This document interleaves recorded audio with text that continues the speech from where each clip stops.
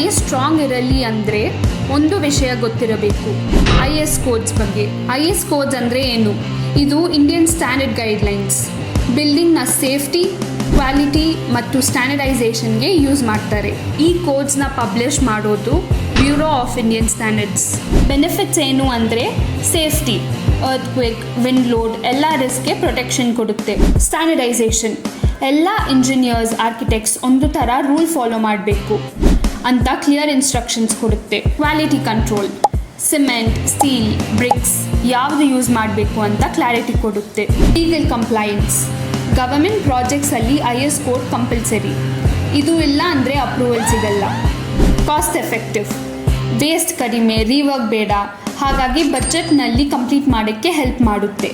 ಅಗಾಸ ರೆಸಿಡೆನ್ಸಲ್ಲಿ ನಾವು IS ಕೋಡ್ಸನ್ನು 100% follow ಮಾಡ್ತಾ ಇದ್ದೀವಿ.